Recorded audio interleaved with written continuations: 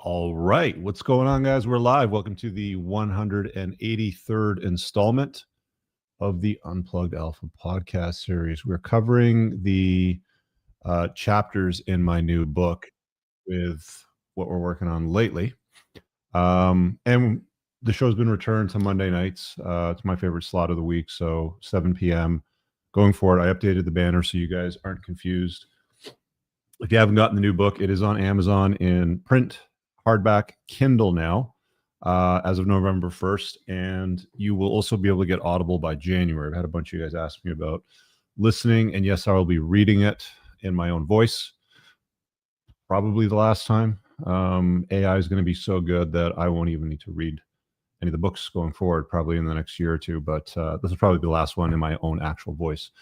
So look for that coming January. A little more housekeeping. Top left of the screen, you'll see a QR code that links to the community tab of my website, where you will find 3 communities. The School of Unplugging, very simple.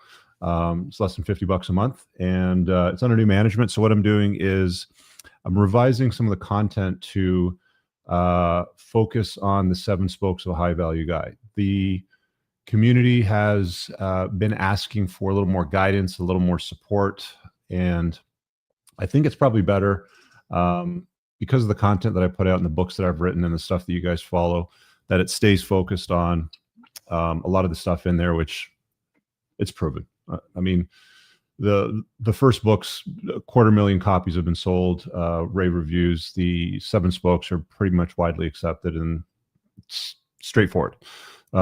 So a lot of the new content that goes in there will be coming directly from me. It'll focus on those 7 spokes. The support will come directly from me. It'll just expand on what's in the book. The book is kind of like, hey, this is why things are the way they are. And the community is more like, this is how you do all of these things to accomplish the goals that you're looking for. So if you're looking for more support, more guys around you doing the same thing, and direct access to me, I'm also adding a greater team of experts. Dr. Anthony Jay's agreed to do 12 sessions over 2026. So every month there'll be a session with him for about an hour and a change. A little bit of monologue. He'll be talking about different areas that are really important, guys, to understand. Endocrine disruptors, your cholesterol panel, your blood labs. He's awesome dude. I had him speak at my conference. Again, if you're in the community, you'll get access to all the talks that were at the conference in there as well eventually, as soon as I get him from my AV guy. So lots of exciting things happening there. The price will be going up. There's a lot of really good shit that's going into that community. So you will see a price increase coming as soon as I've got it all in there. So if you're already in, you're grandfathered. If you join now, you're grandfathered. If you wait till I add all that cool stuff, you're going to be paying a little bit more. So scan the QR code on the top left of the screen. After the School of Unplugging, there's the School of Entrepreneurship, which is my landmark course on entrepreneurship. There's something like 8 hours of total content in there with everything you need to know about how to create your own business so you can unplug from the world and, you know, get on with the business of making some serious money and location independence and maneuverability that most people don't enjoy. It's been around for a few years. Again, you get my support in there with weekly calls. And then the last one is the 1%, which you have to apply for. And there's a link for that. You just basically book a discovery call with me. And we just have a little chat about fit and see if you're a good candidate for the 1%. So let's move on.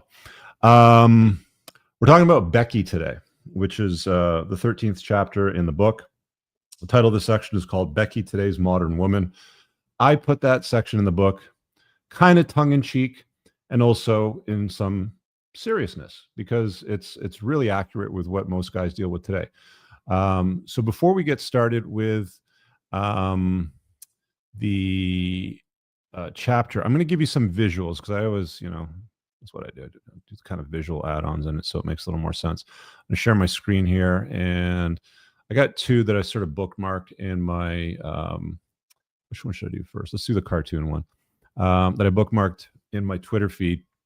So here we have the Boss Babe avatar. Let me just take the ticker off the screen for a little bit so you can see this a little bit better. Do I have volume? So this is an example of your typical kind of like Becky style Boss Babe. All that the chapter on Becky is, it's just a placeholder. It's an avatar that sort of describes the modern woman, and I've just named her Becky. So there's going to be a bunch of Rebeccas out there that are going to be upset about this. you'll survive. It's again, tongue in cheek, but in seriousness, walks like a duck, quacks like a duck. You call it a duck. It is what it is. So let's play this little Boss Bay clip over here so you get a little frame around what we're stepping into. Behold, the financial freedom guru. She is a millionaire, allegedly. Her business model, selling courses to other women on how to sell courses to other women. It's like one dealer selling drugs to other dealers. All you have to do is comment, "winner," to download her playbook, which is basically just a bullshit PDF file. She has 70,000 followers on Instagram and an average of 3 comments and 7 likes, all from bots in Bangladesh. But don't worry, if she's faking her engagement, surely she's telling the truth about her 6-figure revenue, and insists you can get there too, but only with her 7 exclusive tips that are hidden behind a paywall. She claims to never look at her competitors, while doing exactly the same as every other financial freedom guru. Every reel, clickbait, the valuable info hidden in the caption, which when you read it is absolute nonsense. Ah yes, the financial freedom guru. All you have to do is comment, "winner," to become a loser. Oh man. This is the only thing about social media that makes my day, funny stuff like this.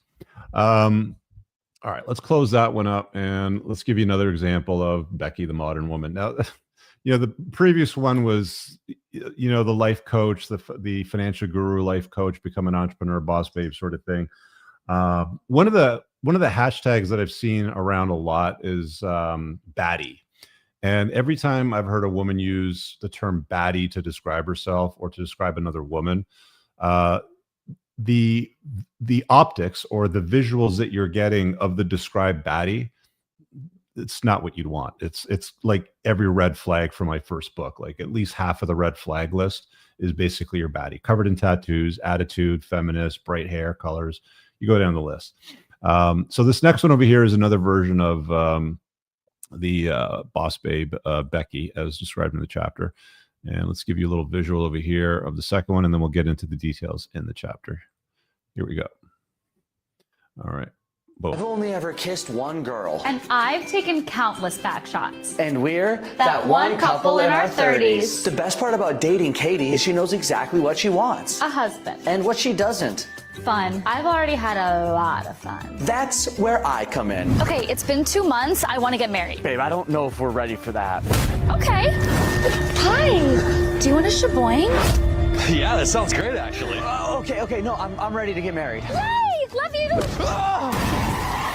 Nobody's going to believe such a beautiful girl is marrying me. And no one's going to believe someone is marrying me. Planning the wedding is going to be so fun. Hey, babe, got my list of people. Oh, I didn't know you wanted to do this today. Okay, here's mine. You want to invite that many people to our wedding? Oh, you meant our wedding invite list. This is a different list. Babe, what's your body? Lay. Hurry, Jim. All right. Yeah, if you didn't catch it, that list that she dropped out of her hand is not her invite list to the wedding. It's her body count. Okay.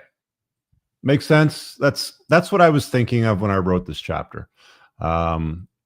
The modern avatar of your standard kind of gal that a lot of guys run into. I've got some stories to kind of share along the way of some of my coaching clients that I dealt with. Sorry, over here, I got this quick question about the school that I mentioned earlier. So yeah, the School of Unplugging is the community. So scan the QR code in the top left. It's less than $50 a month to get all those perks that I mentioned earlier. That is the community. So it's just on a platform called School, SKOOL, which is what's his face? Sam Ovens and the other dude, or Mosey. My bad. Okay. So normally when I'm doing these, I usually just kind of like use the chapter as a guideline. And I think what I'm going to do instead, rather than sort of riffing off the points with this particular chapter, I'm going to read a lot of it word for word because it's going to make better sense when we sort of flow through it. So anyway, intro of it I can kind of skip. It's really just sort of describing the rise of Becky. She's typically an older gal, has a degree, some kind of a working professional, and she's getting close to the epiphany phase, so late 20s, right? her and all of her friends will, chime off things like, I don't need no man, or woman needs a man like a fish needs a bicycle. But, here we are. We've got these very successful women in both colleges and universities across the Americas today, and they do outnumber guys by a fairly large margin. There's some QR codes, by the way, in the book when you get it, which you can scan, which my editor put in, which will take you directly to resources, which we didn't do in the last book. Some people wanted those, so we figured we'd add them all. All right, so let's hop in here. So in large urban cities, especially, Becky is everywhere. You're going to see them in large coastal urban cities like Toronto, Vancouver, New York, Miami, LA. Any large urban city, Chicago, is going to be filled with a lot of Beckys. The more time they spend in these large urban centers, the more likely they are to represent that avatar. Becky's far more common than the traditional woman that wants to be protected and provided for as a mother and wife by a strong, virtuous man. Becky's the type of woman that uses hashtags and sound bites like hashtag boss girl, hashtag Baddy, hashtag boss babe in her social media posts. Once you see this, you can't unsee it. You're going to see it just about everywhere. She gets up in the morning, usually as her fur babies, as they're often called. You date women by around that age. They usually start filling their house with a cat or two, maybe a dog or two, sometimes a combination of both. But these fur babies, they jump on her bed as the alarm goes off, looking to be fed and taken out for a walk. She makes her bed. She aligns 17 decorated pillows in just the right fashion, then stops for a brief moment to admire the bed. You'll notice with these like fashionista kind of Becky gals, I don't know what the obsession is with pillows, but it's really, really important to have the right number of decorative pillows on the bed before they leave the house. I'm not really sure what it represents, but it's like a carbon copy. Like every chick does it. It's guys that'll leave their beds unmade. They'll just kind of roll out of bed in the morning and sort of leave it unmade. Some guys are a little more tidier and they'll make it. But just about every woman in that demographics always got the decorative pillows in the absolute right fashion. And if you move them, she gets very upset. Trust me. Anyway, so once she's arranged her pillows, she stops for a brief moment to admire the bed. She then has her coffee, usually posts a picture on social media of it, the sunrise or one of her pets, and then starts scrolling through her screen to see who liked her posts, catches up on her horoscope, her favorite group chats with her family, friends, and then comments on just how much she loves them all, her nieces, nephews, and godchildren.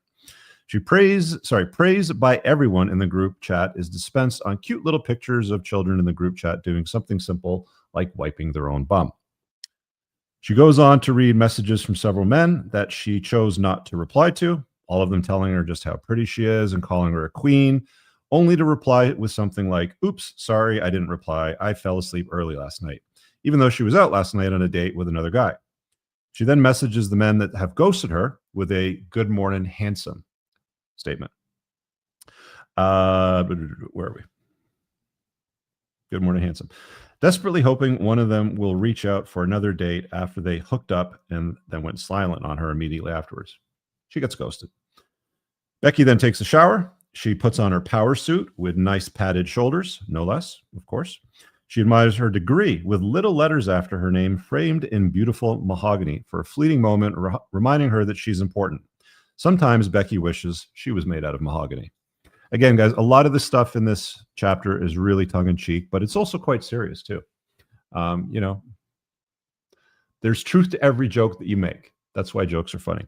I see one of you guys click the join link for Q&A. You can stay there in queue, but I'm not going to start taking the call-ins till after the mid-roll ad, which will probably be 30, 40 minutes. But I will be there'll be lots of room for Q&A tonight. I'll go for 2 hours if I have to. Anyway, so back to Becky. She then scans around her home and admires the decor selections and recites her affirmations, reminding herself that she is strong and independent and what a total boss babe she is and how lucky any of the guys are that she's chasing could be to be with her.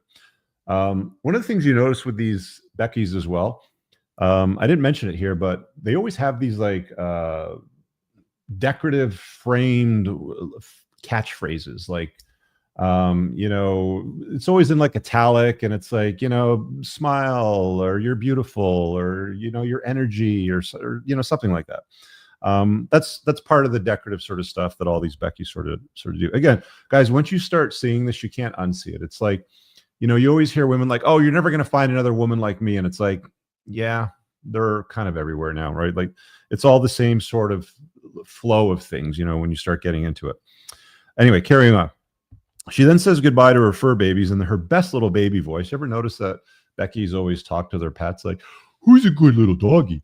Oh, yeah, that's a good little doggy. Who loves you? Oh, yeah.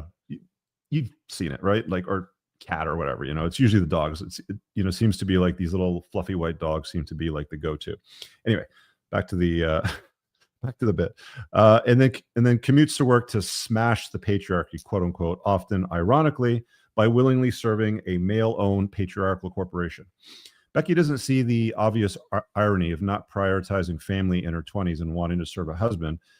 And wanting to serve a husband and family at home. But she's perfectly okay with serving a man at work, working longer hours and paying taxes to the state for imaginary prestige she carries in her mind. For the imaginary prestige she carries in her mind. After a long day smashing the patriarchy, Becky now finds some time to fill one of her rotating weekly hobbies, drinking with her other quote unquote strong and independent girlfriends, or maybe having a workout class, hot yoga, that sort of stuff. Returning some home decor that she bought that doesn't fit her style, or spending more time working to climb that corporate ladder, slaving away at the machine just to pay even more taxes and maybe get a possible promotion next year to be an even bigger boss babe. One of the things that you know, I mentioned in the first book with the red flags is the whole obsession with decor that women tend to have. You know, the 17 throw pillows, the little frame words with like slogans on them sort of thing in italic font. You know, the like the redecoration of the house. And I think one of the things that popped for me, I was talking to a friend of mine about this a couple months ago. You know, sometimes when we get in the habits of like, oh, well, I want to put a new lamp by my bedside table, and then they'll go to a store and they'll pick up like 3 or 4 lamps and they'll bring them all home. And then they'll put them on the table one after the other to try them out, turn on the lights, see how they like them. And they'll keep the one that they like and they'll go and return the other 3. So there's a sequence of events of like buying a lot of shit that you don't really need to try it out, to make it look impressive in your bedroom, to match your 17 throw pillows that your fur babies are probably going to throw up or shit on at some point, just to return the other ones as well. So there's a lot of this like, you know, running around stuff that Becky's are often doing today. I personally think because they haven't filled that void with family and children and stuff like that. Anyway, bigger boss babe. By the time Becky gets home, she often finds that the loves of her life, the fur babies, have either vomited, defecated in her home somewhere, or chewed a hole in her mattress. All true stories that you will come across at some point. After cleaning up the mess, she takes the fur babies for a walk, all while yapping loudly on her phone in public. Have you guys noticed, and again, this is something that you're not going to be able to unsee now, but have you guys noticed that women do a lot of this when they're walking around? They're always talking on their freaking phones, speakerphone, never with an earbud in or with a wired or anything like that. It's always like just motor mouthing while they're walking around, talking on their phone. It looks like sometimes half the time they're on speaker, maybe the other half the time they're doing a video call. But anyway, that's how that yapping loudly on her phone in public while on speakerphone, venting to her mom, her sister, her best friend about her big day, again, quote unquote, smashing the patriarchy. And don't forget, she's trashing that lazy bitch, the part-timer on her team who clocks fewer hours now that she's a mom. Becky's hate the part-timers. How many stories have you guys heard about that, you know, that girl that you're dating, you know, that Becky that hates the part-timer? She's putting in all the time, the effort, she's working hard, she's paying her taxes, she's getting her padded power suits pressed. And, you know, Carol, the part-timer that's got, you know, 3 kids at home, you know, with a old, you know, retired 14-year-old white, fluffy white dog that wears a diaper around the house because it can't control itself because it's an old, you know, fur baby now, kept around. But you can only work part-time. And Becky absolutely hates the part-timer. It's almost like she's got like a level of resentment for her because she's able to do what she can't do because she hasn't found that guy yet, right? Anyway, the part-timer. She then returns home, fixes a salad, microwaves some chicken from the freezer, and sits on her couch swiping on dating apps looking for her quote-unquote equal, only to be disgusted by most of her options. She sits wondering where all the good men have gone and talking to several men totally out of her league, hoping that one will be her knight in shining armor and eventually be her soulmate and make her a mother. Moving on to the next section titled Time Waits for No One. This is where things start to get a little more serious as I kind of transition from the tongue-in-cheek jokes of the descriptive avatar of a Becky to what's really going on. And we're going to pop the hood and kind of explain to you guys and gals out there watching right now what that really means. By the way, guys, if you're watching this live, hit the like button. You know, YouTube, my YouTube mentor keeps telling me, tell them to hit the like button. Tell them to become a member. It's 99 cents. Telling you, you know, you like this content, you know, you want to support it, go and do the thing. All right, time waits for no one. What Becky fails to understand is that she is no prize. She's past her prime, has spent her early 20s partying, drinking, smoking, and doing way too many drugs. She slept with so many men that she's forgetting most of them. And when one of her girlfriends asks what her notch count is, she can only remember the guys that she was in longer term relationships with, but has conveniently forgotten the names of most of the men she had one night stands with, was in a friends with benefits type of arrangement, had threesomes with, gave a blowjob to, women which she had blackout drunk lesbian sex encounters to, blah, blah, blah, right? That's just how that recollection for them tends to work. Becky knows that she is incredibly interested in a man's future ability to provide for her burning desire for a family, but is unable to see that men of such high value aren't particularly concerned with her boss girl future. Instead, they're very concerned with her past and the baggage she clearly doesn't see, but nevertheless very much brings to the table.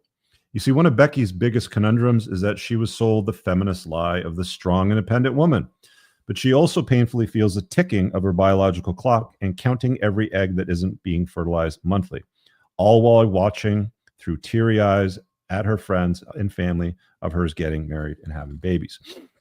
You know, women, as they kind of approach that phase of their life, their epiphany phase, where they're late 20s, 30, just after 30 even, you know, for some of them, it's not uncommon for them to be like, well, I just burned through another 12 eggs this year. Where's my guy? All right. I remember I was on Danica Patrick, you know, the race car driver, her podcast several years ago.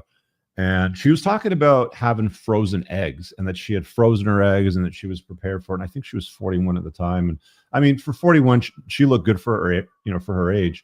But like these things don't work. Like fresh peas are always better than frozen peas. You know what I mean? Like they can work, but you know, I've lost count of the guys that I know that have spent a vast fortune, you know, $60,000, $70,000, $80,000 on IVF treatments, you know, to have children with a Becky that, you know, put it off or wouldn't settle for a guy or wanted more and kept going until her late 30s or even 40s. It's just not the best plan, if you know what I mean. Anyway, back to the avatar. Becky is delusional is the next part.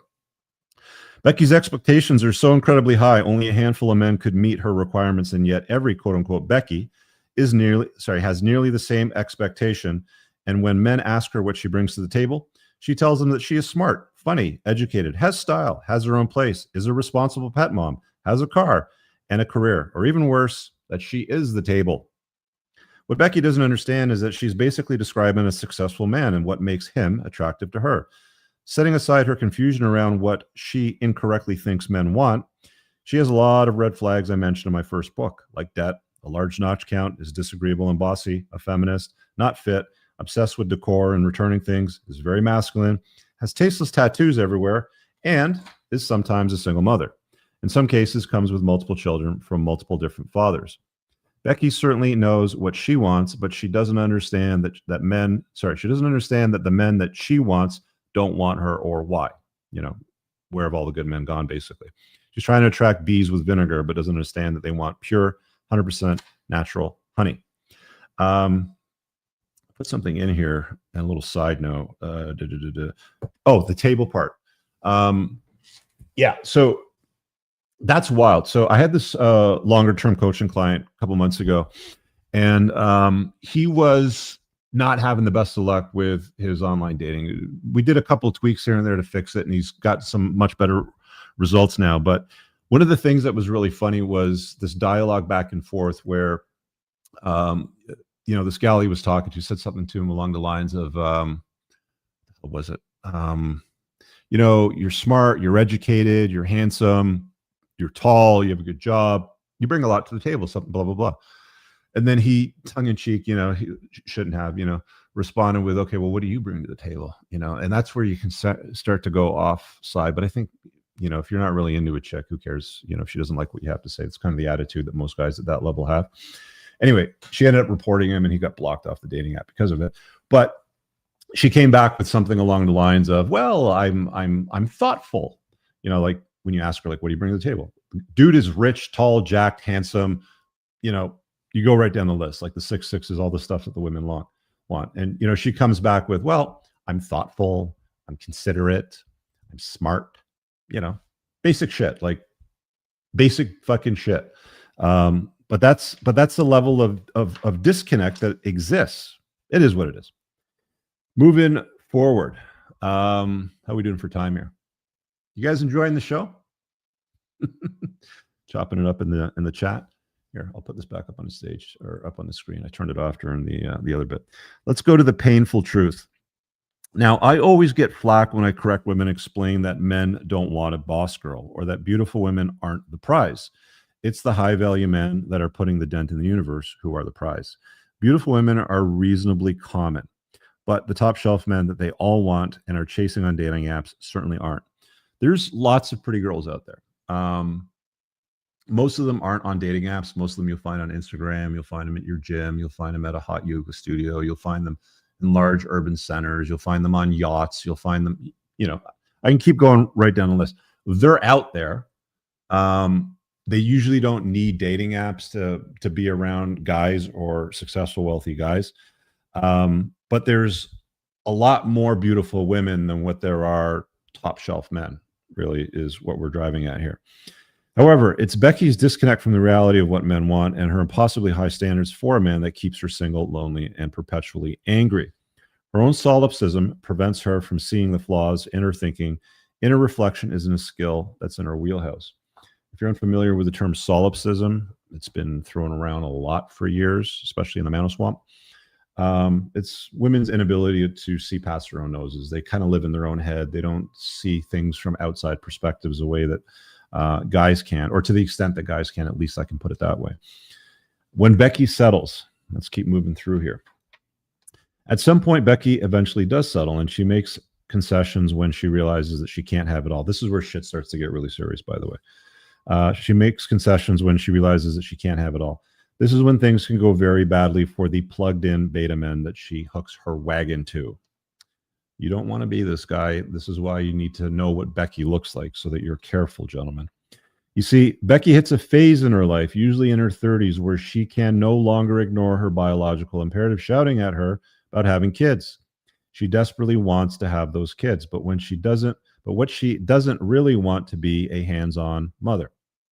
She just wants to pop them out, take a few weeks off on maternity leave, drop them off at a daycare center, and then keep climbing the corporate ladder. Sometimes Becky cooks up crazy ideas like not even carrying her own children, using a surrogate instead, or insisting that she skip natural childbirth completely and use a C-section because she's too posh to push. You talk to any of these doctors that deliver babies, they have a joke where they go around saying that a lot of these women today are too posh to push. They don't want to bother with the childbirth. They don't want to be inconvenienced. It's C-section, or even worse, they want to pay a surrogate to carry the child for them so they don't ruin their body. You have to take time off work and all that sort of stuff. And it's beyond me where the idea is cooked up in women's minds that it is smart to go and have a child and then drop it off at a daycare center and let random strangers that you don't know, who are usually getting paid minimum wage, to look after your prodigy, your DNA, your offspring, your children. It just blows my mind. It's insane to me that that is so common. But let's carry on.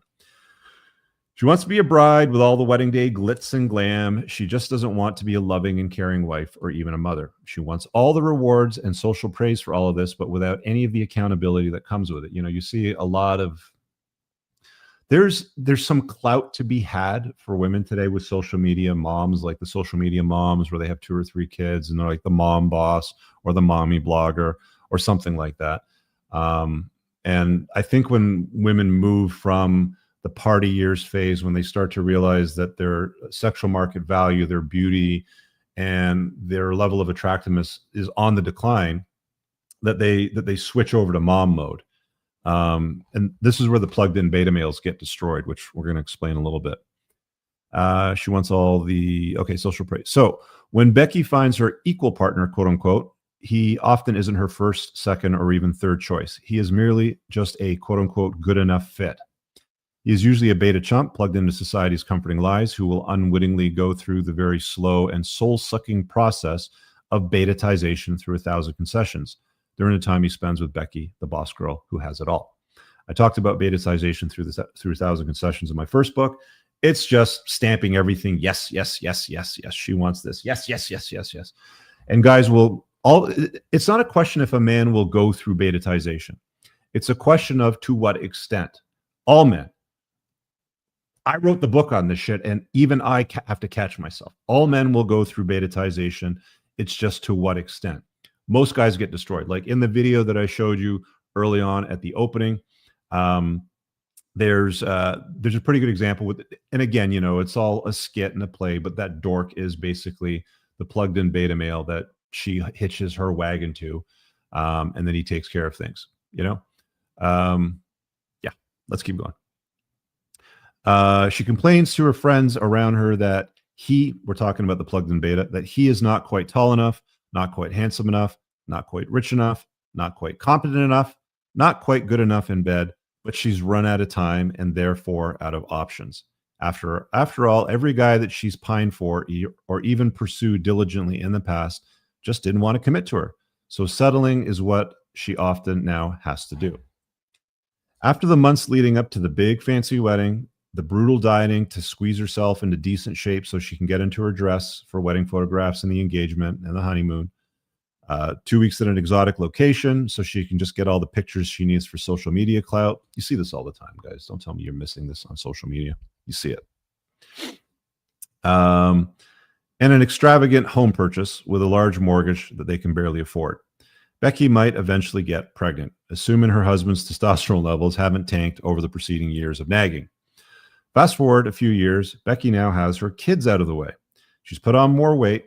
By the way, women on average, I was listening to another audiobook today as I was going for my stroll, Dr. Warren Farrell, Why Men Are the Way They Are, I think it's called. And it's just a conversation back and forth. And I heard somewhere in there that women on average gain about 15 pounds after the wedding. Remarkable. Anyway, eventually get pregnant. Fast forward a few years, she has her kids out of the way. She's put on some more weight and become all about the kids, even when it's not about the kids. She henpecks her husband into a complete happy wife, happy life beta male. She stops being sexually intimate with him on a regular basis, sometimes only using it as a weapon to get what she wants. He starts Googling, how do I get my wife to fuck me? Becky lacks any self-awareness. By the way, guys, if you want to have a laugh, go search on Reddit for married men that are on the platform Reddit talking to each other about why their wives aren't banging them. The conversation back and forth. And by the way, it's not just the wives not banging the husbands. There's even some husbands that aren't banging the wives too, which must be an awful circumstance because I can't imagine a scenario where a guy would just not want to bang. I guess women just get that unattractive after a while when you're in close proximity. By the way, proximity, familiarity, and exclusivity is another chapter in the book, which I will be covering as well. Just get the book, guys. It's honestly, I know that the sequel never does as well as the original, but in my opinion, the 5 years that I put into the sequel, it's a far better book. It's far more complete. The people that I know that have read it have all said that it's a freaking masterpiece. So grab yourself a copy. The holidays are coming. Get one for your brother, get one for your dad, get one for your nephew, get one for your son. It's actually written to be a little bit more mainstream than the first one too. So it's not going to ruffle as many feathers, but the two do go better hand in hand. Anyway, she's got the kids out of the way. How do I get my wife to bang me? Becky lacks any self-awareness. She often blames hormones or her baby weight. Or she claims he doesn't do enough chores around the house to make her want sex. That's called chore play, by the way. So 3 times a year or so ends up being the frequency if he's quote unquote lucky enough. Becky closes her eyes, assumes a starfish position. Very reluctantly, she grants her husband sexual access. Yet she used to enthusiastically give that access. Yet she used to enthusiastically give that access to her first true love. Chad, Tyrone, and so on and so forth. No less than 3 or 4 times in one night after the foam cannon party in Cancun when she was 22. It's usually at this point that she watches a film, something like Eat, Pray, Love. If you haven't seen it, it's often quoted. It's for a reason. The film Eat, Pray, Love. She has a conversation with her girlfriends and does what many what many Beckys do when they've gotten together with other divorced friends. She files for divorce by announcing something that sounds like, I love you, but I'm not in love with you. I want a divorce. She thinks she'll find a much better man at this point, a high value man that will want her very average looks now and worn out body. And who will want to take on the burden of and who will also want to take on the burden of raising another man's children as if they were his own. Don't ever be that man. For more on why smart men don't marry, read my first book. I am, of course, being facetious with this description of Becky, or am I? Now, one thing that I've noticed a lot of my coaching clients have talked about, and by the way, guys, if you're looking for one-on-one coaching, it is available. Just go to my website, richcooper.ca, and you can book me. It's private. But I've noticed a lot of these coaching clients of mine that are either post-divorce or going through the divorce grinder. They've all said something along the lines of, everything was fine until her friends got divorced. And it's like, they just kind of follow each other. I don't know what level of impact it has on your marriage, but it seems to be that there's a clear pattern that if your wife spends a lot of time with other women that are getting divorced, planning divorce, are divorced, it kind of rubs off on them. And from an observational perspective, looking at the forest for the trees, why wouldn't it? It's an amazing deal for women. You get all the shit. The court enforces all the shit that you get in a marriage, outside of a marriage, without having to put up with this dumbass. That's just the truth. That's the reality of divorce, is the courts will enforce his obligations, his financial obligations to her, even if they're not married. Now, it's not true the other way around. This is the big ripoff when it comes to divorce. The other way around is you get divorced, there's no court that's going to enforce her obligations to the man. There's no court that's going to enforce her to love him, to have sex with him, to cook for him, or any of those things. But the courts will enforce his obligations on her post-divorce. So it's a great fucking deal. If her friends are getting divorced, don't be surprised if she starts thinking about the same shit too. That's the point that I'm making here. Anyway, let's keep moving on. How are we doing for time? 37 minutes. You guys liking the show? All right. Hit that like button for crying out loud. Okay. Let's talk about the 6 6s. I've told this story before. I'll tell it again for those that are newer here. After I got divorced, a buddy of mine's wife said to me, Rich, I got to introduce you to my friend. Let's call her Becky. You got the 6 6s, right? I'm like, what are you talking about, the 6 6s? We're having a few drinks. She explains, 6 foot tall, 6-pack abs, 600 horsepower car, 6 months out of a relationship, 6-figure income, 6 inches in the pants. Women conjure up like all these like fantastical sort of ideas. Anyway, so I put that part in the book. She revealed what they were. So I thought, this is what women want. But the truth of the matter is that women's laundry list for what she expects in a man is often much, much longer than 6 items. She also wants them to be funny, kind, loving, strong, smart, resourceful, competent, humble, alpha, sweet, thoughtful, romantic, a good father, love her family and friends, a poet, handy, be stylish, have great hair, smell great, and the list goes on and on and on. There's another 100 points. Women's expectation of men are now so high that less than 1% of the male population can meet their requirements. Sadly, all of these women are also under the delusional impression that there are plenty of these types of men out there. They just need to wait for them to come along. If you'll notice, I've done this for a long time. I've had gals on podcasts. You'll watch the sit-down podcasts where they sit around the table. The delusion is real. Women think that there are armies and endless armies of these men hiding from them somewhere, that are rich, competent, successful, handsome, that, the whole fucking list. And they just have to wait long enough for him to show up while she runs through a bunch of dick with a bunch of other guys on her weekends, racking up a whole bunch of notches, causing more problems for herself. You get the idea, right? Anyway, with the vast majority of women competing for the top 1% of men, it's no wonder the biggest complaint these women have is that these very in-demand men aren't sexually loyal to them. It's almost like these men at the top have options. Wow. Who knew? Let's just take a look at one of the sixes, height. Only 14.5% of the men in North America are over 6 foot tall, but women's expectation of how tall they want a man to be is often much higher, believe it or not. When men read the bios of many women's dating apps, they discover the expectation seems to be something like 6'2", and only 3.9% of the North American population is that height or higher. Ladies, if you like tall guys, move to the Netherlands. That's where they all live. Find a Dutch guy if that's what you're after. But if you're in North America, which is where most of my readership is, where most of my viewership is, you're going to be let down. Okay, like you're going to have to modify your expectations because less than 14.5% of the male population is over 6 foot. I got lucky. I'm 6'2", thankfully, but the vast majority of the population ain't even going to hit their mark, and they got to change their fucking minds about that.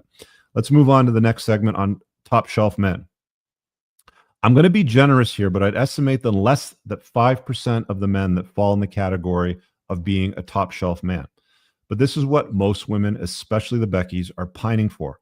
More so when they hit their late 20s and they suddenly realize that their beauty's on the decline and they need to lock down a guy, i.e. the epiphany phase. The sad reality is, in order to avoid the Becky avatar that I just described to you, the best position that you can be in is to do the work to be a top shelf man. As I stated many, many times before, and I'll continue to reiterate. Here's the catch-22. It's a double-edged sword. For men to have options with women and to get a decent chick, if they're wanting to have children or if they want a girlfriend or an LTR or whatever it happens to be, you need to be able to cultivate optionality. And to be able to cultivate optionality in the sexual marketplace with women, you need to be a top shelf guy. So in order to have the optionality so that you can avoid psychopath Becky's with 17 pillows that return 4 lamps 3 times a week, with pets that shit on their bed and you wake up in the morning with an asshole in front of your face, you need to be on the top shelf so that when that happens, when you run into the Becky's, you can be like, yeah, I'm good. I'm busy. I'm going to move on, sort of thing. And you don't waste your time. Okay, let's carry on. Top shelf men. So we're talking about 5% of the men that fall in the population, epiphany phase. Okay, so the sad reality is, in order to avoid the Becky avatar I just described, the best position you have to be is to be a top shelf man. Men are success objects to women, and women are beauty objects to men. This is not debated. This is widely recognized by anyone with a brain in their head that has observed the sexual marketplace, including some of the best researchers that I've read on, listened to, watch podcast interviews on. It is a fact that men are success objects and they're objectified based on their success being on the top shelf, and women are beauty/sex objects to men. If you want a feminine beauty who's going to willingly be in your frame, have true, genuine burning desire for you, and a complement to your life, then your ideal position is to be on the top shelf.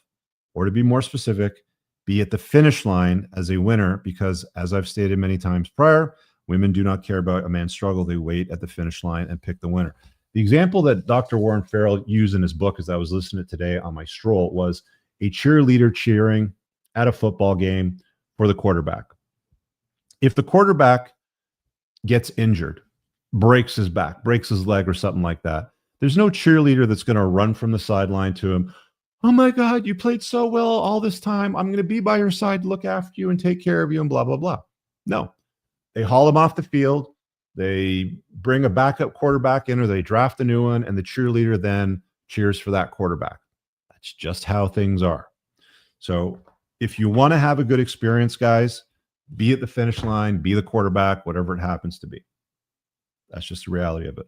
The closer that you are now, there's only one position, for quarterback, obviously.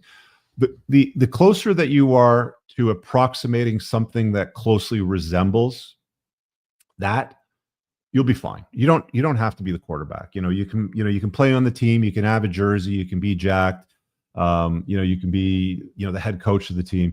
You just have to develop a level of renown for yourself that the cheerleaders will cheer for, right? You got to be doing something with yourself. That's basically what I'm saying.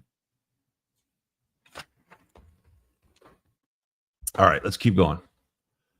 If you guys want me to address any questions in the live chat, just super chat it so it pops, and I'll make sure I put it up on a screen and deal with it as we kind of go through it.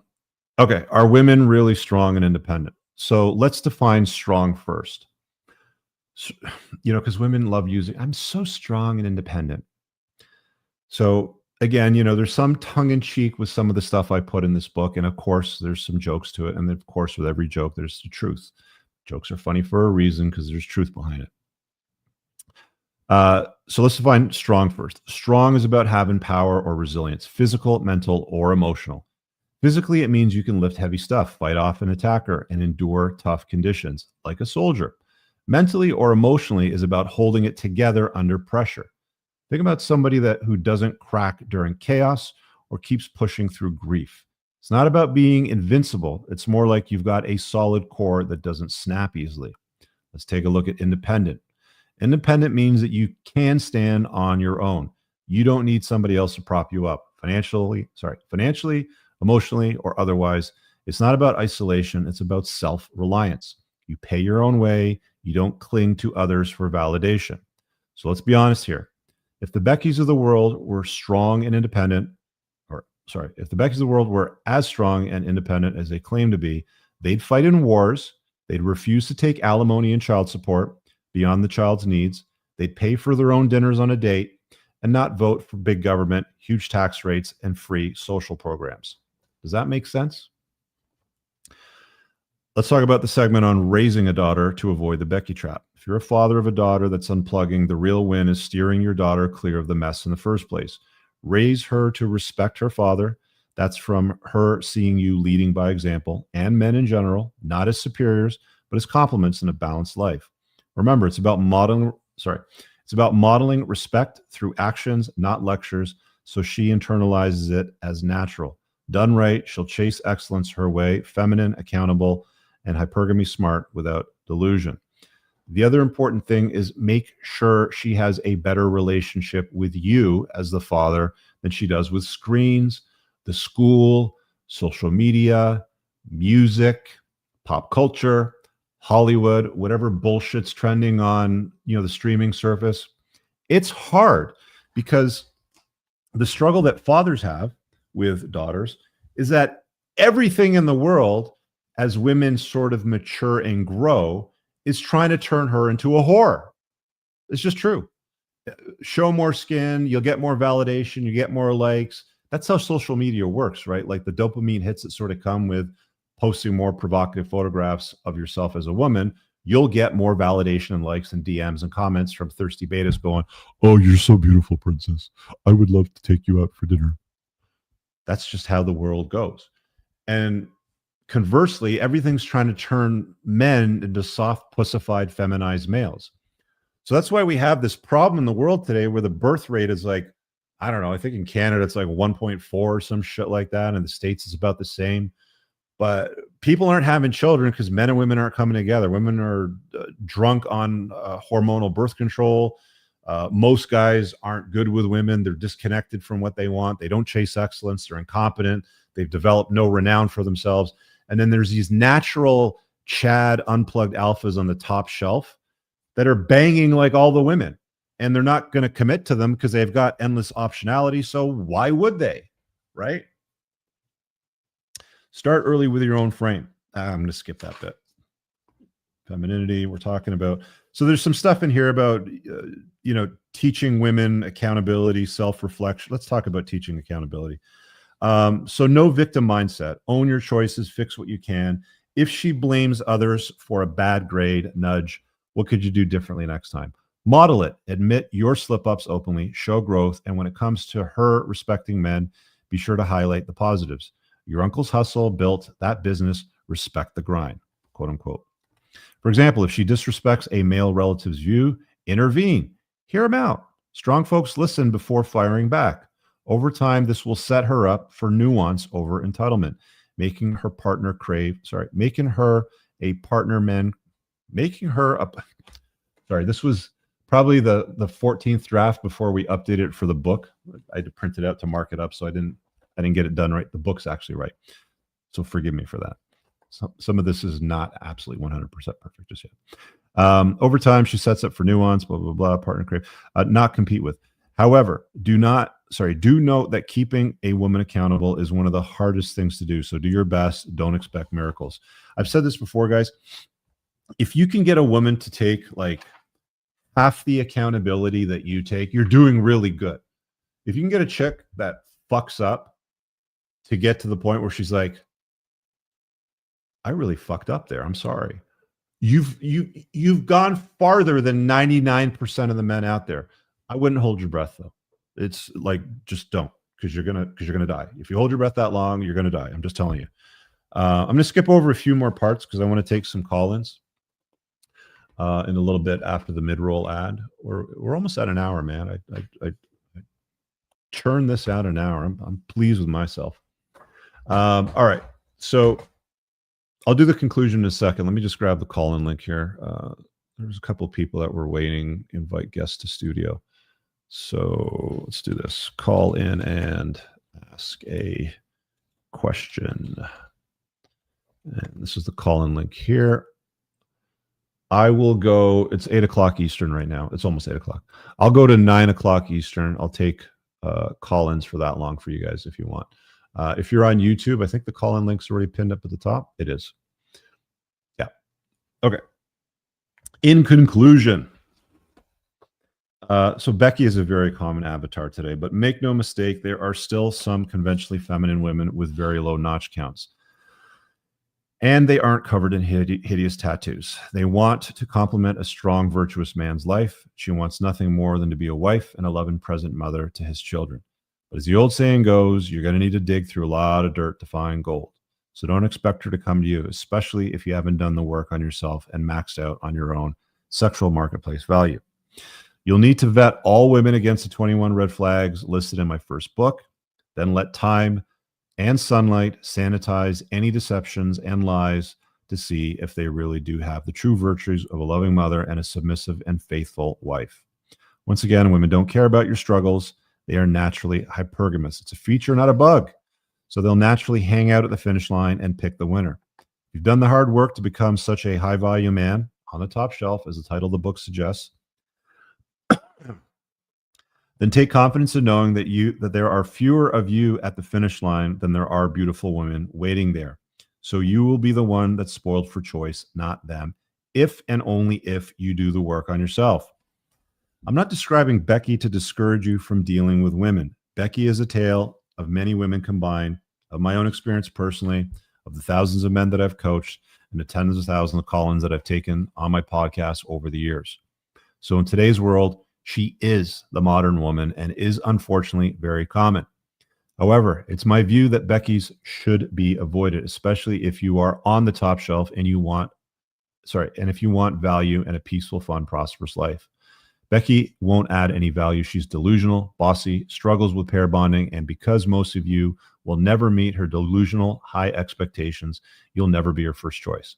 She has a high probability of divorce raping a man, most likely an unassuming plugged-in beta chump, all while taking his kids and a large chunk of his net worth if she gets bored with him.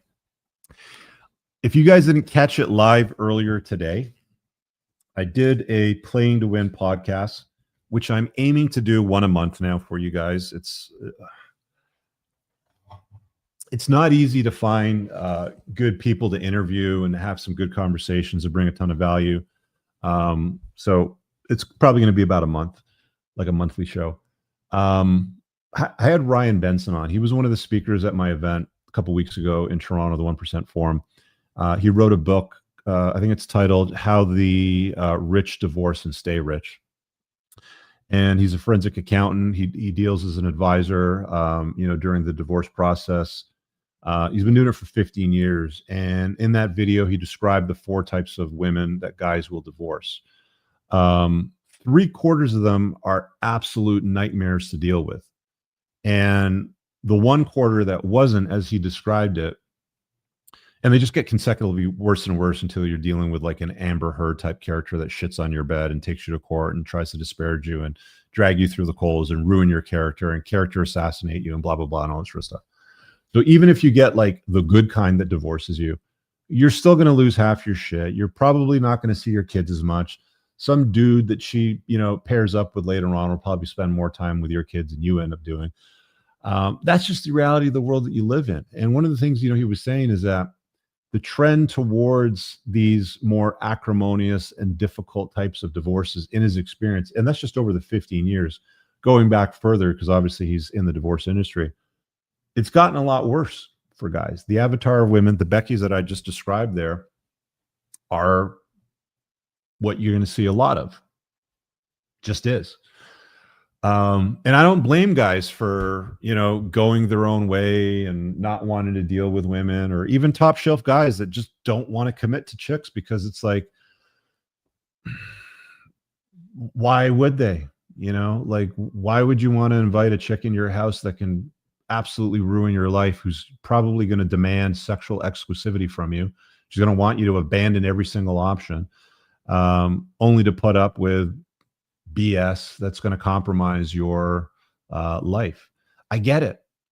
The interesting part about this book, as I wrote it, and I went through it and I read it and I write it and I correct it and I read it and I mark it up and I correct it. And, again, it was a 5-year process to write this book, guys. It's a great piece. Get it on Amazon, get it for, somebody. And when you've read it and you've gotten your value out of it, mark it up, give it to somebody else. But more importantly, go to Amazon and leave a written review so that other guys will know what value you get out of a book. That's what helps out. A lot of guys will do Kindle and stuff like that. Just get a print copy. Who knows if they'll allow it to be on Amazon in 10 years time or whatever, but it's always better to, to have a physical piece that you can hand out. I came to the realization after writing the whole book and sort of going through it all, it's kind of a guide for guys on how to manage longer term interactions with women. There's stuff in there about how to choose. There's a green flag chapter. A lot of you guys asked me from the first book, hey, I got the red flags. Can you give us some green flags? There's a green flag chapter now in the new book. But it's more or less a guide on how to get the best out of life, the best possible experience that you can have for the vast majority of you that want to have an experience with a woman or with women. You will be able to read the book and choose if you want to do it with a woman, or you will also be able to choose if you want to do it with women. It'll be up to you.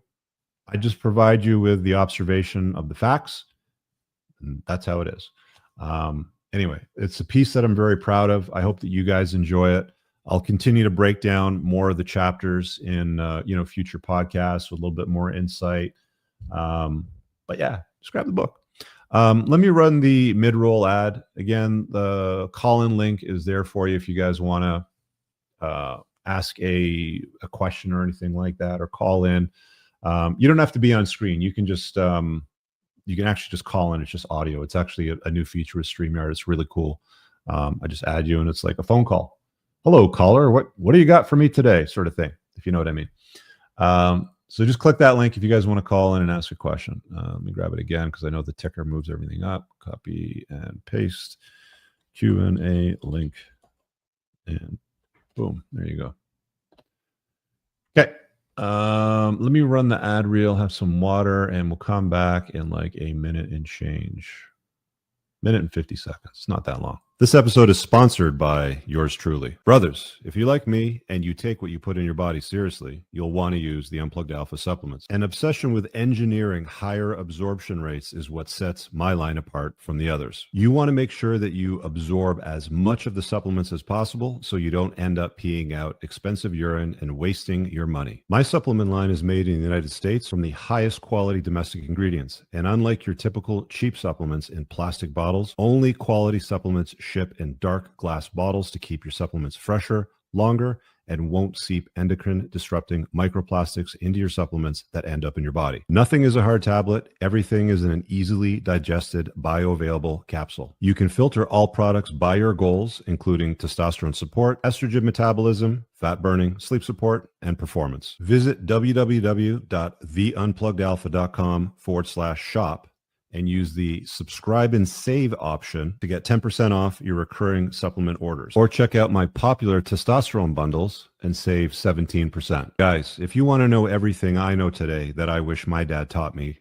start by joining the School of Unplugging. There are over 40 hours of never-before-seen videos in a private classroom that teach you how to create true wealth, create and manage relationships with women stress-free, and optimize your looks, and so much more. There's also a very well-organized discussion board and a members map for networking, along with weekly Zoom calls held by me and my team of experts with backgrounds in strength, nutrition, finance, investing, and entrepreneurship, all for a low monthly membership that you can cancel at any time. Go ahead and visit richcooper.ca, and on the courses tab of the website, you can navigate to the School of Unplugging and get started there. Guys, make sure you check out the rest of my website for my communities, requesting a one-on-one private consultation, or learning about my events. Now let's get on with the show. All right, well, we got some call-ins waiting to take there. I just realized when I was watching the mid-rollout, I got to update it because I've changed a lot in the School of Unplugging. It's got a much better layout, and the content is going to be upgraded significantly. Again, the QR code on the top left of the screen will get you to my communities. The School of Unplugging is the one you want to start with if you're new and you want support on your unplugging journey. I'm taking care of everything now. It's under new management. Let's grab Neo Patriots. I'm not really sure what that is. All right, Neo Patriots. What do you got for me, bud? Hey, Rich. First, thank you for everything that you do. I read your first book, been a viewer for a while. Thank you.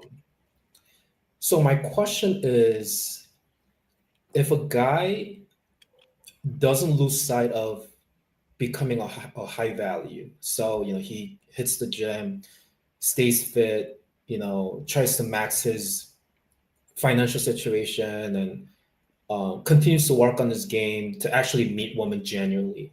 Mm-hmm. But on the side, if he is seeing prostitutes, is that bad? Because it is so hard to find really beautiful women, efficiently, with all the work that's going on and all that. Where do you live in the world? I'm in New York City. So there's validational sex and there's transactional sex. Have you ever experienced genuine burning desire with a woman? Yeah. So she's enthusiastic. She craves you. She wants to see you. When she sees you, she'll do anything for you, right? Like, as I described in my first book, I know you've read it, so I don't need to spend too much time on that. It's my opinion that if you're paying for the transaction, you're not getting her best, because Right. It's just a transaction. It's another, I don't know, whatever they charge you, a couple $100 or some shit. It's just another gig or whatever they're going to call it. You're not getting her best. You're paying for it. You're getting somebody else's sloppy seconds. Not that you're not, with the regular women today, but you're just getting more sloppy seconds than the other.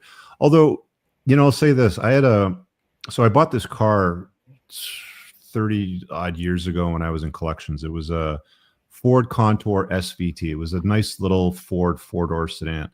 And the guy that I bought it off, he was very successful in his career. He was an older gentleman. It's kind of funny because he was talking about his life with hookers, and he had a daughter that he wanted to set me up with. But anyway, he was a very formerly successful guy, and he had lost it all with some bad business decisions, and his eyesight forced him to sell the car because he was considered technically blind soon. And he's telling me all these stories about women and his success. And, here I am in my late 20s, and he's talking about prostitutes and stuff. And he's like, sometimes it's just better to pay them to leave. Right. And I could see why that might be attractive to some guys. It's not for me. I don't get excited at the notion of paying for the sexual experience. I like it when women are enthusiastic about it. They crave you, and they do everything that you like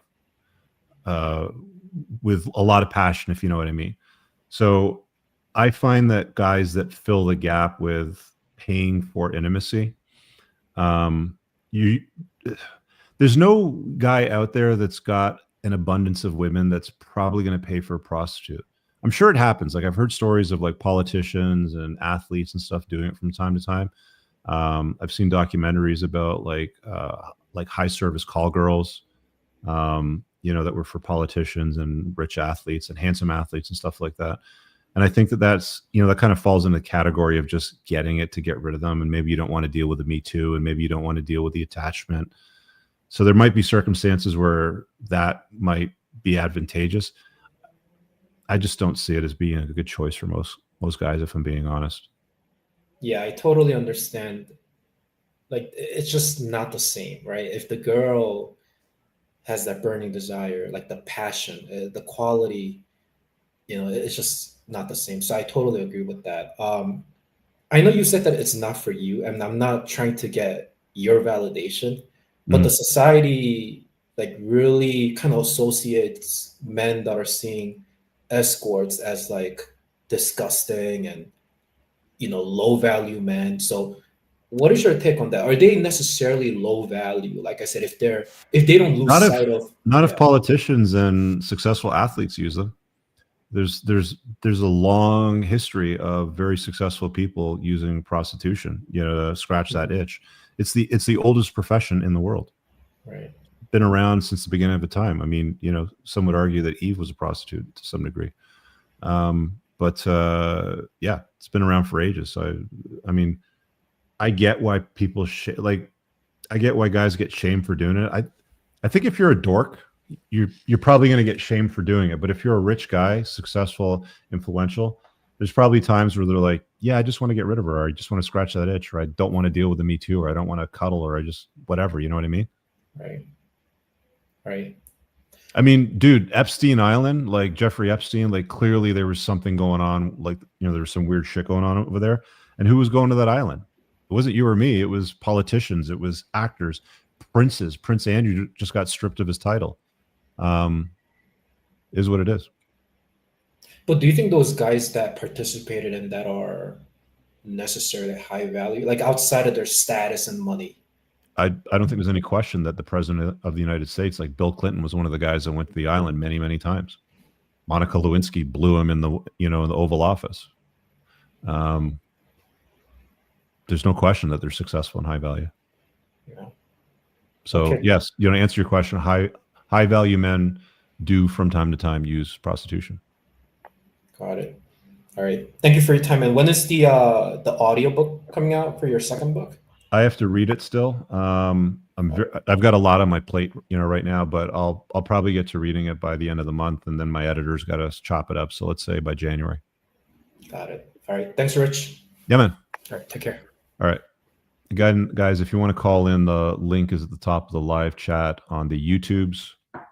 I know that the chat pushes everything down, so let me grab it again. Copy and paste. And ask any question. Boom. Let me just scroll up here because I think I saw a super chat earlier. Yeah, somebody, I think it was, I saw somebody saying that there it is, you're renting a receptacle. I mean, the notion of she's not yours, it's just your turn is basically the same thing. You're just not paying for it. I mean, you're paying for it, but you're not paying for it. That was the argument that dude made that sold the car to me. It's like, you pay either way. I just pay them to leave so I don't have to listen to their shit afterwards, is basically his approach to the whole thing. And then the hilarious part about it all was he wanted to introduce me to his daughter. I just bought his car we had to go to the Ford dealer to pay off the lease and shit because there's a lien against it. And so I spent a good couple hours with this guy. He was old Italian dude. He was a good guy. You know, he had a lot of stories to tell. Receptacle. Where did that super chat go? I saw something green that was up there. Claudia. Okay, here we go. Spencer is going to play a role in the channel, or is he another path in life? Sorry to be awkward. It's just me, Claudia. I'm not putting other people on my shows anymore. It just doesn't work out. So I think I'm a far better solo act anyway. So I'll be doing weekly shows. Monday night will be the time slot. I'll riff on a topic first, and then we'll go Q&A and take call-ins on stuff that you guys want to chop up on, just about anything. The whole point of this podcast when I created it, 2019, I think it was 2020. It was like 5 years ago. The whole point of the podcast, again, was to really support the book that I wrote and give you guys, as readers of the content, an opportunity to call and be like, hey, got a question about this. Or, hey, I want to challenge you on this. I disagree on this. Some of my favorite calls are the guys that are like, I disagree on this point that you've made. And I'm like, good. What is your better solution? And, you know, kind of take it from there. So if there's a disagreement, I'm very happy to have that chat with you guys as well. Most certainly love disagreements. There's no question about it. Yeah, ladies' night's shelved. Ladies' night got exhausting for me, you know, if I'm being honest. You know, I did it for, I don't know, a year, just over a year, whatever the hell it was. You know, it kind of summed it up afterwards. I'll sort of like recap it again because I know some of you are a little bit newer, but 85% of the women on ladies' night are essentially the Becky that I just described here. I remember, I mean, there were so many, like, the interesting about ladies' night is there's a catalog of all of these Beckys now. I could make shows for the next 10 years going back to a ladies' night episode, examining the way that all these Beckys dealt with the conversations and why they did what they did. I remember one time, you know, we started the show and this girl, she was talking about, you know, wanting to find a love of her life. And you saw a guy walk in the background behind her, like half naked, like half clothed, open the door and sort of like leave the house. And I was like, is that a friends with benefits that just left? And she's like, yeah. And then she's like on the show talking about wanting to find a husband and shit while she's being a whore slightly before getting on the podcast.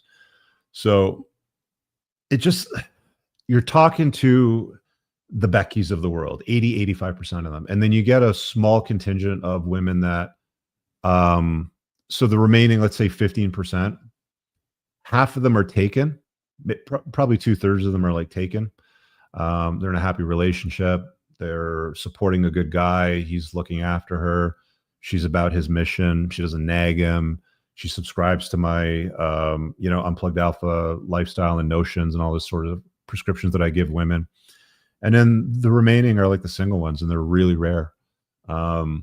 Most of the better chicks were like paired up or married, or they had a boyfriend or something like that. But it just got repetitive, and I got tired of having the same bullshit conversation. So it's there. But the notion of, I mean, man, I've been doing this since 2014 now. It's been just over 11 years, I think. When did I start the channel? It was May 24 weekend. It was Victoria Day weekend, 2014. So, I mean, I've seen so much. I ate a lot of crow after my divorce, dated a gal as a single mom, put up with that bullshit. So I ate a lot of crow for a few years after I got divorced. And that's what forced me sort of to like, because I'm a problem solver. I like to solve problems. It's a really valuable skill for men to develop. It's a very useful skill for men to have. It will make you a lot of money. It will make you influential. You'll create renown for yourself. You'll improve your value if you're good at it. It takes a lot of work though. and being able to assess different situations. So I was just doing the whole problem solving thing. It's like read studies, Evo Psych study. Who's this guy? Oh, there's a podcast interview, David Buss. David Buster's shit is really good. Who's this guy? Warren Farrell. Somebody introduces him to me. No more Mr. Nice Guy. You know, like, you know, the dating gurus, the pickup artists, the Mano Swamp shit. They all have something. They all have something to provide. And I took it all and I packaged it, and I went beyond just women. Most guys just focus on the chicks, you know, chasing women, chasing tail, getting girls, getting numbers, racking up lays, increasing notch counts. The notion of unplugging goes well beyond all of that shit and dealing with things like politics and business transactions and partnerships and friends, money, location, like all of this shit you can unplug and plug into, sort of thing, and sort of like, you know, maneuver around. But yeah, that's how I got there. I'll get to you in a second, big guy. Let me just get this super chat over here. Newcomb, thanks for the donation. Newcomb, Rich, how do I tell a good friend of mine that when his wife goes on girls trips, there's a high likelihood she's cheating? You know, the teacher's here, guys. The problem is that the teacher isn't often listened to until the student is ready, until they've hit chaos, until she wants to divorce him, until she, you know, she's banging the guy at the bachelorette party. Here's what you can do. If she's doing girls trips or she's going to bachelorette parties, I've got at least 2 or 3 podcast interviews either on this channel or the Entrepreneurs and Cars channel on the Playing to Win series. All you have to do is go to the channel and then go to the little magnifying glass and search, and then just search for bachelorette party. There's at least 2 to 3 different podcast interviews with me talking to a male stripper. And they all tell the same stories, you know, like 85% of women cheat on those trips. So there you go. All right, big guy, what do you got for me? Hello, can you hear me? Yeah. What's going on? Oh, good. So yeah, long story short, I was with a girl for 2.5 years. So I know all your stuff offhand, and I just wanted to kind of hear your take on all this. Sure, what do you got?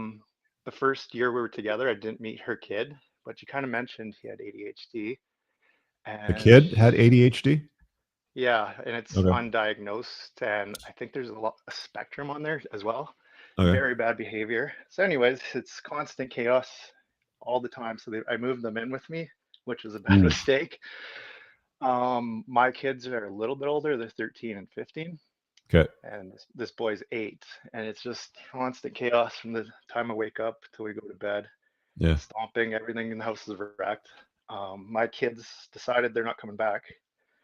So then my ex is going to say that she's going to take me for child support now. And I had a good relationship with my kids before they came in. So your kids didn't want to So be in your finally- house because of this ADHD brat? Yeah. So he's always Okay. screaming, "I hate you," and he's disrespectful to me and the mother. Yeah. And the father's he lives 3 hours away. He doesn't really father him or anything, and I couldn't really father him because he's not my kid, and I think he has more spectrum issues than I can do to discipline him. Yeah.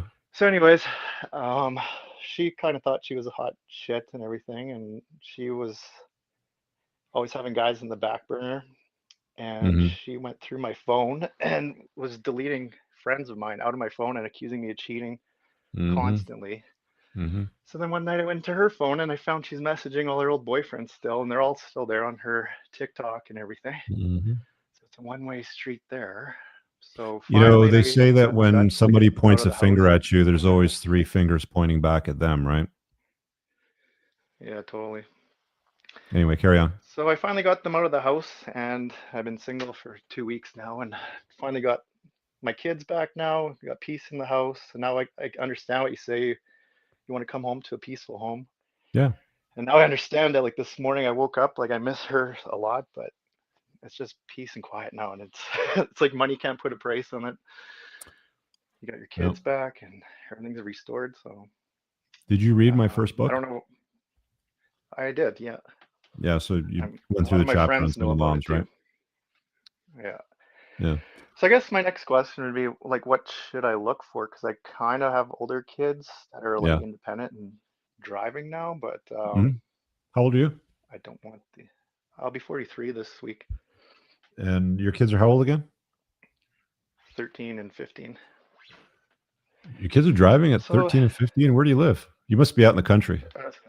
Saskatchewan.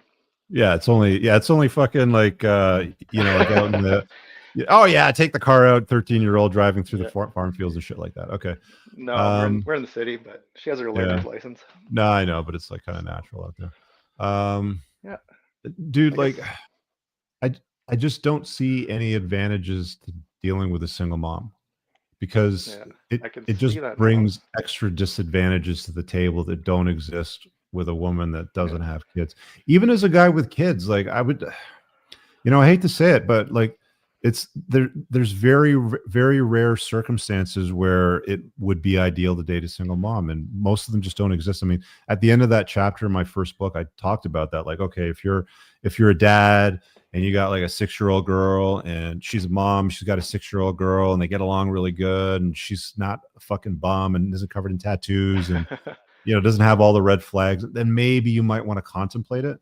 But I think for the vast majority of guys, even my son told me he's 13. He's pretty on the ball, and he says, "Dad, I don't care if you date someone with a kid, just as long as they get along with me and they're normal." Yeah. So, but I mean, there's a lot of women that children are baggage. I hate to say it, but children are baggage, and there's a lot of broads out there that just have badly behaved kids.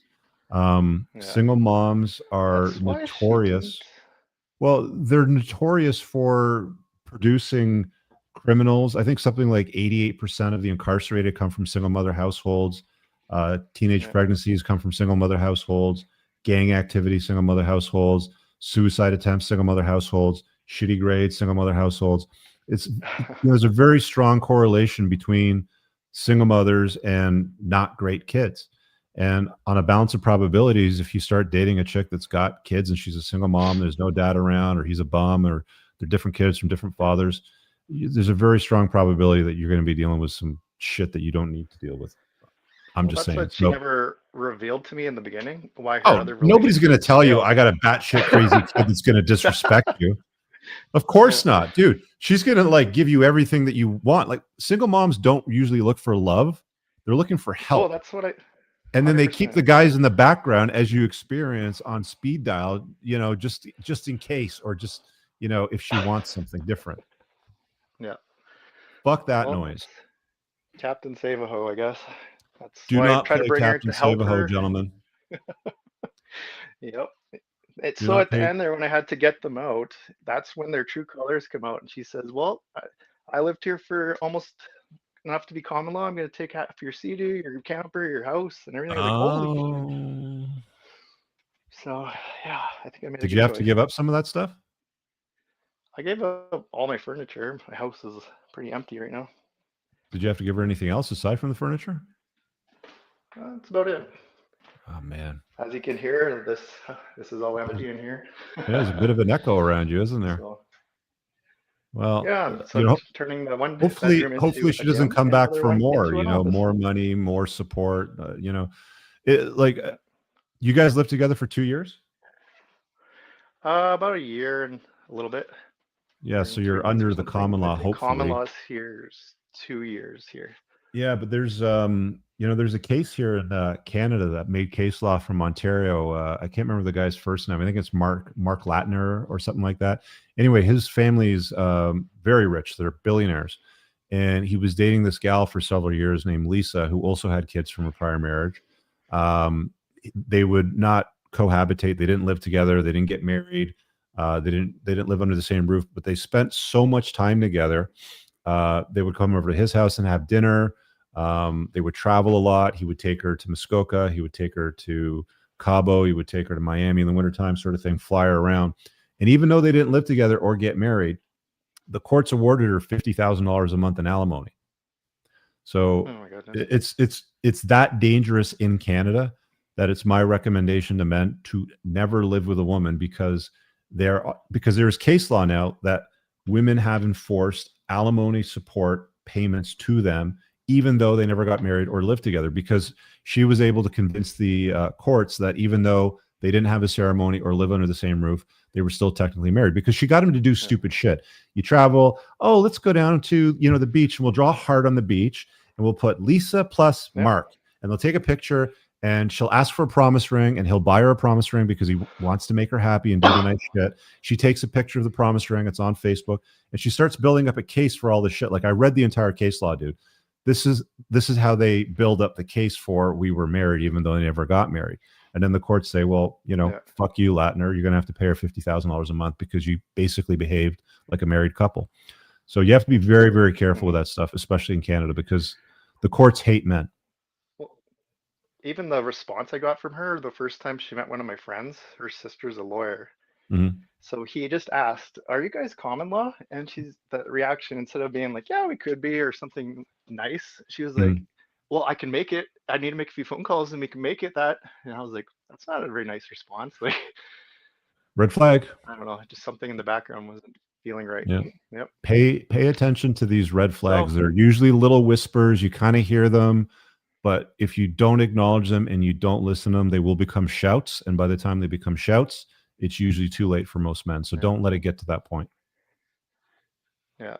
But could you imagine if I would have had to pay my ex to lose my kids, to raise someone else's kids, and then if it didn't work, I might be on the hook for their kids as well?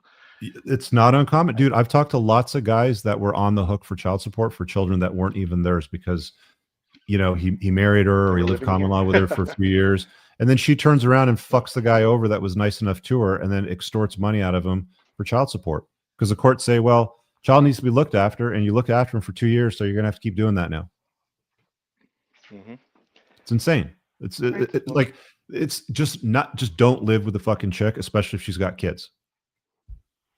You can love a woman and not live with her. Believe it or not, it actually works. That's why I think she was more mad when we broke up about her being rejected than loving me, I guess. Yeah, it's Now not. She has to find her own way on through the world. Like I said, big guy, it's not about love, it's about help. And you provided that to her.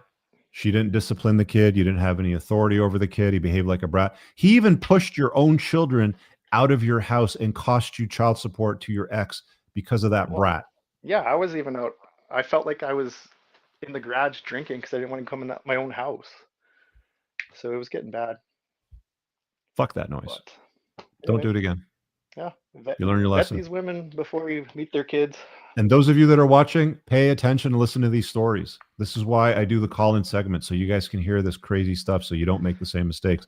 It's cheaper and safer and faster to learn from the mistakes of others that have made them than to go out there and do the dumb stuff yourself. Trust me. Listen to this guy. Yeah. Going through your stuff, now that I'm experienced, now I'm not like self-destructing. I'm going to be getting better that they're gone. Before, when I was going through breakups, I was a wreck, but now I know how to handle it now, and I'm gonna get going here. So, did you go through my second book yet? No, I was gonna order it, but it didn't come out to the first, I think. It's available now. You can get it on Kindle, hardback, and print now. So just just grab it off Amazon. Enjoy it, dude, because it's far better than the first book. You know, like I said earlier. But yeah, do you have any other questions? Just at the moment, I'm still hurting inside. You're still grieving over the person who you thought they were. It's normal feeling, but I just can't shake it now. And do you still need to keep 100% no contact, or don't focus on your own stuff, I guess? Yeah, you know, single mom with a terrible kid that was keeping in touch with her exes constantly and accusing you of cheating on her. It's like, what other red flags do you need waved in front of your face to tell you that this is just a bad idea? I know that it hurts now and it's difficult for a lot of guys, but time heals all wounds. You know, you'll sleep shitty. It'll improve. Right now you could just feel in your gut. It's like you're grieving at the moment. Yeah, I know. You're kind of glad it's over with. Yeah, well, you know what, dude? Order my second book and just read that, man. There's a lot of fucking key takeaways in there that'll really get your head squared away right. And when you do, then mark it up and give it to somebody else. Just pass it on. You know, pass it forward. Yep. I have some friends going through the same thing, so we're all kind of getting there for each other. Well, appreciate you listening in and calling in, man. Yep. Have a good night. Thanks. All right. Let's grab Michael over here and see what he's got. Michael, what do you got for me, buddy? Rich, thank you for everything you do for us. I have a question. Since the population is decreasing around the world and some countries are offering incentives to people to get married, what's your outlook for the dating in the next 5 years? The only country that I'm aware of that has a reasonable incentive for children is Hungary. And it's kind of a shitty one, if I'm being honest, because the incentive is to moms. So if moms have, I think, 2 or more kids, then their tax rate drops dramatically. I can't remember what the rate was, but it's very substantial. But there's no incentive to the father. Like, if the man's going to commit to her and raise a family and have kids, why does she get the tax break? Why not him if he's paying for everything? Probably, especially in a country like Hungary, right? So I haven't seen anything. And by the way, that's not even working in Hungary. Their birth rate hasn't changed. The problem is somewhere I think I read somewhere South Korea was offering $30,000 to get married. Oh, dude, South Korea is screwed. Like, they have I think their birth rate's like 1.14 or something like that. It's like one of the lowest. Yes, they're one of the lowest in the world. Like, in 3 generations, they're all going to be gone, basically. Like, that's it. Because it just keeps getting worse and worse every single year. So I haven't seen anything that's on the uprise. I think that's going to have dramatic consequences. I think real estate's really going to come down in pricing because there's going to be more housing than what there's going to be people. They're trying to counter it by importing people from the third world. Like, Africa's birth rate is 6.0 or 6 point something and change. Like, they're out fucking the rest of us like crazy. And they're having a ton of kids. So that's why you're seeing a lot of African migrants into Europe and all that stuff. But that's not working. Like, that's a horrible plan. It's really turning into a big disaster. You're essentially replacing your domestic population with the foreign population that is just falling apart. I haven't seen anything really working, man. It's a very serious problem, actually. It's a severe problem. And I mean, I think I did a podcast about a year ago on this topic, if I'm not mistaken, but I actually prescribed some solutions to it, all of which would work. You have to reform family law. There has to be incentives for child formation. You know, when my parents came to Canada from England, when I was a little kid, I think I was like 3 or 4 years old, Canada had a point system, and you had to have a certain number of points to come to Canada. You got a point if you had children.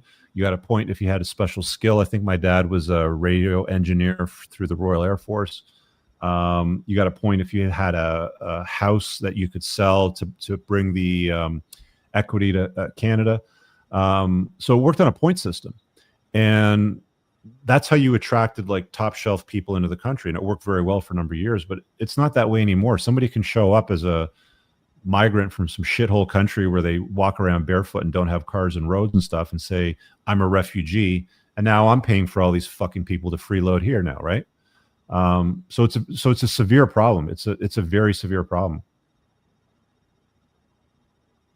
I agree, especially with laws that don't seem to be changing anytime soon, or kind of bungee. No, it's not going to change anytime soon. Where do you live? DC. Washington, D.C. Okay, it's a bit of a mess too.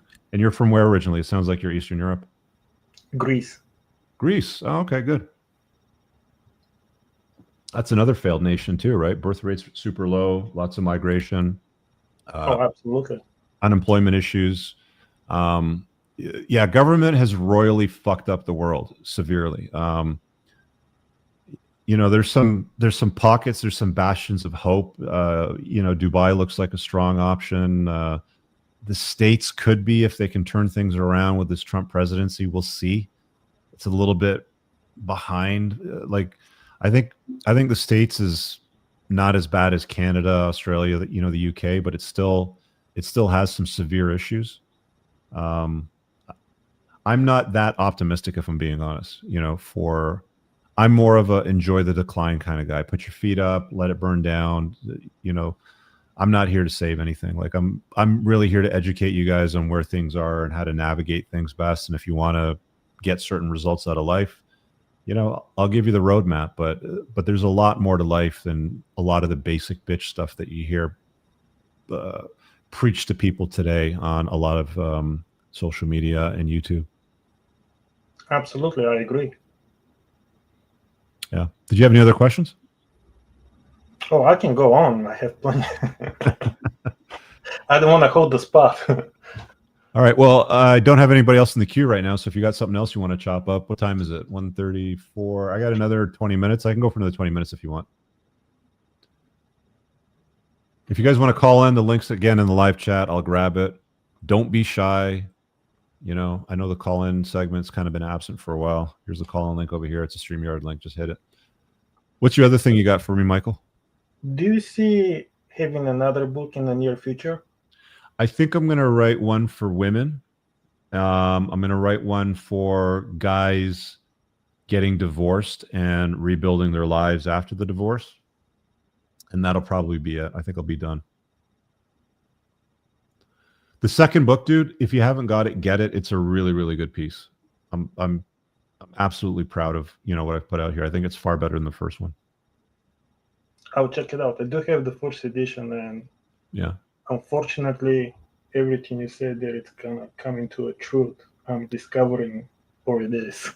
Yeah, you know, some people don't like the stuff that I write about or the, you know, the productions that I put out, but you know, I get called all kinds of names, but I never get called a liar. Nobody's ever called me a liar yet. And anybody that's disagreed with me, which is very rare, they're not able to produce a better solution to things that I've tackled. So I'll be honest, I was very eager to prove you wrong. I'm still looking for something to find. Well, you know, it's not all bad, you know, to be honest with you. Like if you're a top shelf man, if you've done the work, if you've created renown, if you have money, yes, the world is chaotic and it's crazy and a lot of women suck and a lot of people are kind of shit.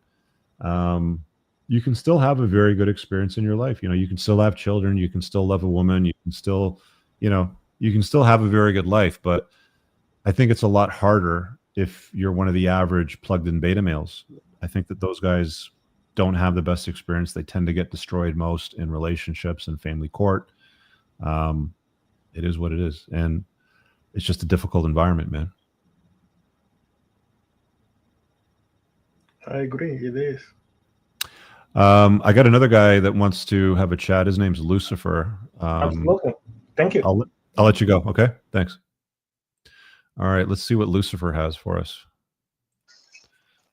Lucifer. Hi, how you doing? I'm doing well. What do you got for me? I just want to tell you that I really appreciate reading your book. You opened my eyes to a big, open wide mode. I was considering dating a single mama. After reading your book and watching your podcast, I really opened my eyes.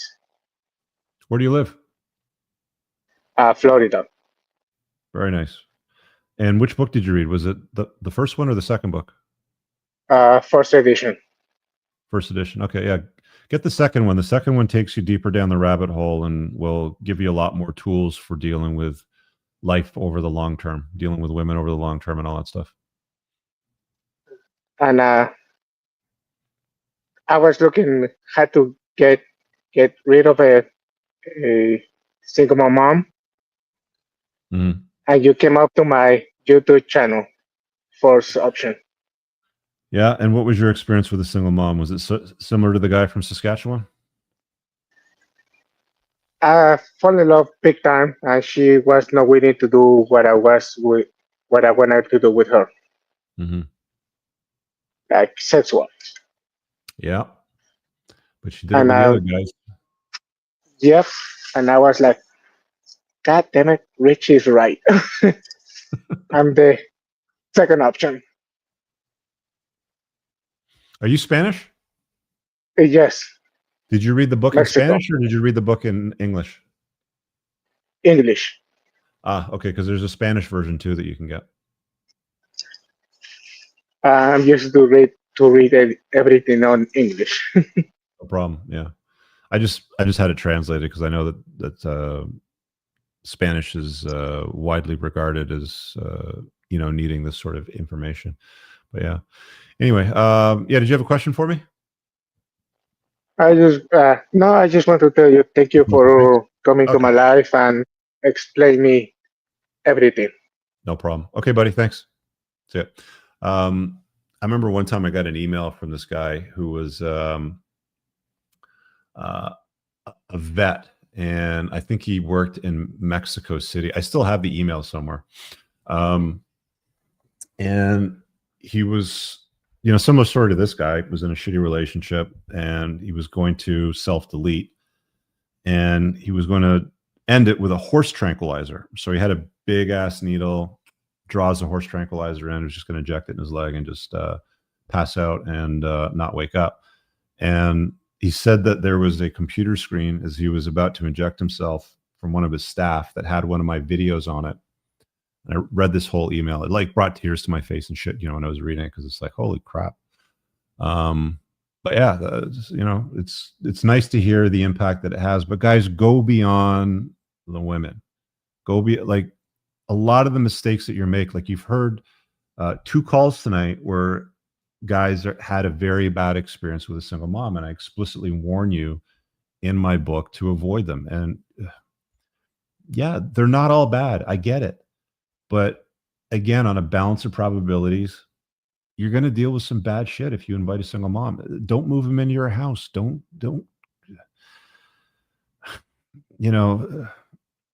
hey, my kids see me texting somebody. Would you like to meet them? Do you want to come over for dinner? Just no, I don't. It's good. I'm good. Pass. Right. It's only the guys that don't have optionality. If you're lacking optionality in the sexual marketplace and all you're getting is crappy women, you got to look at the common denominator, and it's a dude looking at you back in the mirror. What are you missing? The 7 spokes to a high value man is covered in the 2nd edition of the first book. Again, I talked about this before with the School of Unplugging. The reason why I put the school together was to add some extra value beyond the book.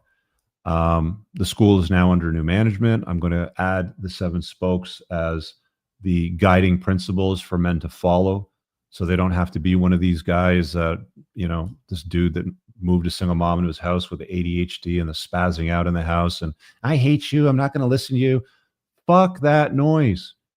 You're only going to deal with that stuff if you're not ascending in the ranks of life. I get it, guys. You want to deal with women. You're attracted to them. They touch your pee-pee. It feels good. No problem. Just don't do it with shitty women. Don't invite chaos into your life. You can reject discomfort, chaos. You're absolutely allowed to reject bullshit. In fact, the better you get at rejecting bullshit and walking away from it, the better off you'll be. And the only way that you can reject bullshit out of your life is if you can cultivate optionality. Cultivate optionality. Develop the 7 spokes of a high value man. If you want help with it, again, I lay it out in the 2nd edition of my first book. If you want help with it, the School of Unplugging, scan the QR code on the top left, or just go to my website at richcooper.ca and go to community and join the School of Unplugging. It's less than $50. It's fucking dirt cheap. And you get me regularly on weekly Zoom calls. And I'm going to be putting together very specific content on leveling up on those 7 spokes beyond what's already in the book. Very detailed, specific content with actionable prescriptions so that you can get the results that you want. Because I just hate hearing these stories. It's nice to hear, I get it now, but I want to hang out with you on a super yacht, man. I want to do supercar rallies with you. I don't want to hear about your shitty relationship with a psychopath and turbo brat, Jazandopus. Go look up on YouTube. There's a bit, what's his name? CK Lewis or Lewis CK? You know the guy that I'm talking about. There's a bit that he does on a bratty kid called Jazandopus. Go look it up. You know me, I like stand-up comedy. That bit is hilarious. Just don't do it. Don't. Why? Don't do it. It's not worth it. All right. I think that's it for the call-ins. It's been a good show. We did almost 2 hours. Next one will be next Monday. We'll kick it off at 7 o'clock. Again, I'll cover another chapter from my new book. There's lots more in there to cover. And get the book if you haven't got it. Like I said, it's now on Amazon, print, Kindle, and Audible. This is the print copy. This is the original book. It's substantially thicker. There's a lot more material to it. Come on, focus. Focus. It's not going to focus, of course, but you can see. It's like, you know what's funny? When I was uploading the book to Amazon, I didn't know the page count. So I had my editor on with me, and he's sort of walking me through. I shared it on social media on my stories. It's hilarious. I go, what's the page count? Because I got to put it in, you know, Amazon bookshelf, author name, title, all that sort of stuff. You know, what's the page count? He goes, hold on a sec, let me check. He goes, it's 304. Not intentional at all. An absolute coincidence that the page count of the book is 304 pages. Anyway, go get a copy of The Top Shelf Man. Give it to your sons. Give it to your brothers. Give it to your nephews. A buddy of mine is a dental surgeon. He keeps a box in his office, and whenever a patient comes in and he starts, you know, complaining about his life and the bad choices he's made, he gives him a copy of the book. If you're in a position to grab a whole bunch, just get a bunch of them and, you know, pass them out. It's a really, really good piece. I'm very proud of it. And again, after you've gone through it, go to Amazon, leave a review, let other guys know what value you got out of it. And again, I want to thank you for tuning in. I know you can be anywhere else right now, so I'll be back next Monday night, same time slot, and we'll carry on in this fashion. Bring calls. You know, I'm happy to talk with you guys for, you know, as long as the questions come in. But bring some call-in questions. I'm okay if you want to share stories. Hey, you know, I made this mistake. I read your book, and this is the lesson I learned. I think that's a good piece too. But I like taking questions, and I love taking challenges, man. If you want to debate me because you're like, I disagree with this. Okay, what's your better solution? You know, let's hear what you got. I'm happy to chop that up too. Thanks, guys. Have an awesome night. Peace. All right, guys. If you enjoyed that podcast, make sure you visit my website at richcooper.ca to learn more about my courses, my book, The Unplugged Alpha, community, or booking me for private coaching. Also, if you are a Canadian with $15,000 or more of credit card debt and what you are doing right now isn't paying off the balances, then visit totaldebtfreedom.ca and hit get a free quote to see if you qualify to settle your credit card debt for less than you owe today over the next 48 months. Make sure you check out the top pinned comment on YouTube for all the links mentioned during the show. Peace.